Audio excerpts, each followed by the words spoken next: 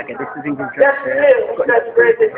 This is Sportzone representative. This is where Kirani game developed this trade to be now Olympic champion. Okay. Good afternoon. Afternoon. So who are you? My name is Reece and I am the marketing PR consultant for Sportzone Track and Field Club. Okay. A club that is based in Ward, which is Kirani's hometown. But over the years we would have expanded to two other locations, that is Busheju and Canteen in St. George's. Okay. Canteen. I know Canteen. I'm hoping to do some cricket over there at some point. Right. So with some of the young people. So tell me a bit more about Kirani. I know you do a lot of work with doing the sponsorships out in the rain. Getting sponsorships. Tell us more about the sponsorships. Kirani would have started with the club in 2006. Okay. Unlike Joel and Gina, they were founding members. They started in 2005 when the club actually started. Now his coach would have been mainly Coach Albert Joseph. Yeah. He's been with him until he left in 2009 to go to Alabama, where his coach changed. So in terms of my role, I am, as I said before, the marketing and PR consultant. I assist the club in getting sponsorship in terms of bringing out the event. And I mean, that kind of initiative that you see happening here today, where it's very impromptu, we're no stranger to it. Last year when he won the 2011 IWF World Championships, he won gold in the 400 meters. In less than a day, we would have put on a mega event where we hooked up on Skype and we had Kirani, the coach, and everybody talking, that kind of thing. So, you know, it is something that in our community, we're very much an extended family. Yes. We're the action city, we're the town that never sleeps. We're very involved in everybody's life. So, you know, without the community, there would have been no Sportzone, there would have been no Kirani today. So in terms of sponsorship, how difficult was it, or was it, how easy was it for you to get this sponsorship? Well, in the past, we had a sponsorship with one of the telecom entities, and it was not an easy something. Kirani being the world champ that he is, and at the time aspiring world champ, he would have done the double, the 400 and the 200 meters gold medals at the time. He would have been basically the motivating factor for the telecom giant to want to sponsor the club. So, you know, Kirani winning now again and having won in debut has really put the club, just as he did Grenada, on the map even more. Okay. At the time, it was mainly about getting onto Kirani. That's what the company was about, in my opinion. But now, I think it would be an easier thing for us to get sponsorship for the club. Fantastic. Of course, we have those persons in the diaspora from Guelph who are really into the club, like Kirani Maslin. He would have spent a decent sort of bike so that our athletes can run. We're always appealing to persons. We're not looking for anything great, but just things that would allow the kids to be able to have a good meal, to be able to study, and also to be able to run, and to run with proper equipment, because we are the premier club in Grenada, but I mean, we're really struggling here. Can you explain a bit more about struggling? Because I mean, we take it for granted in England because we have sponsorship coming out of our ears in terms of sponsorship and getting sponsorship for athletes. Here in Grenada, I know it's very hard and very difficult. Can you elaborate a bit more on how difficult it is?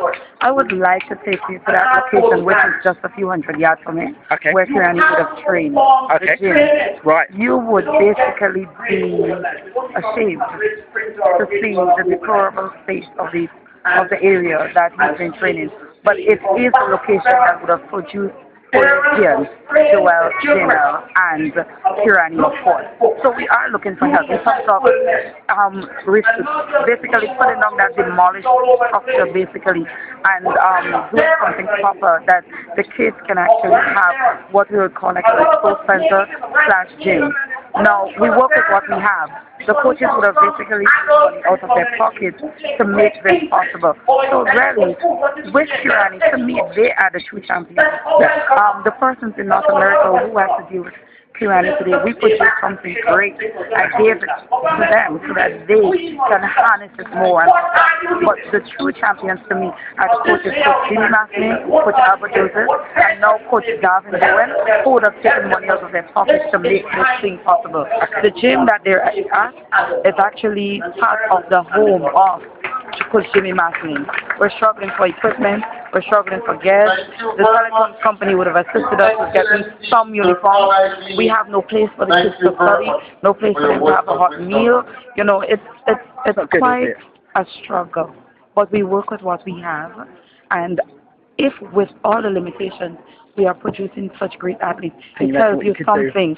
It tells you something about the commitment of the coaches, the dedication, the attitude of the athletes, and we all know how young people are. If they're not inspired, if they're not motivated, and if you don't catch them at the right time, it's easy for them to go down the drain. And we would have had many athletes who our coaches think would have been even better than Kirani, who would have gone down the drain. Right, because of this. Because of that kind of thing.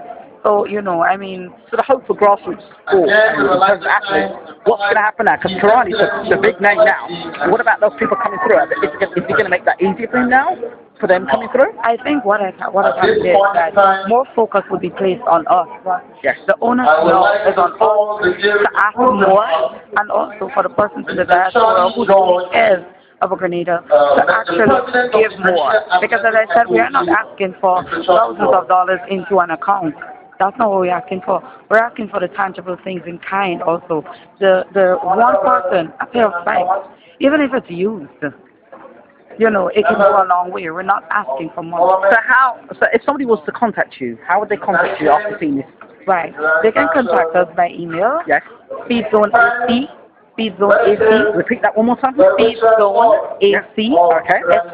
SPEEDZONE Yes. AC Yes. at gmail.com. Okay. They can call me at 1-473-405-4915 Excellent. or 1-473-356-3.